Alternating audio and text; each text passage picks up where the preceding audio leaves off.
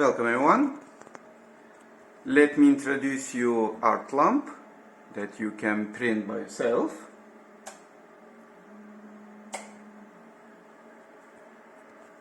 This lamp uses A27 socket, so you can buy from IKEA or something. You no need any support or raft, you print just like this, upside down. Very easy to print.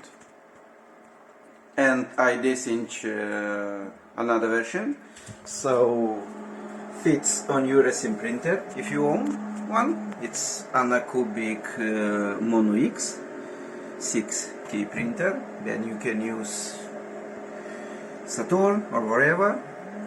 They have a little bit bigger plate. You don't need any rafts or support. Also very easy to print. And this lamp going to use same socket, A27. All links you can find in the video description.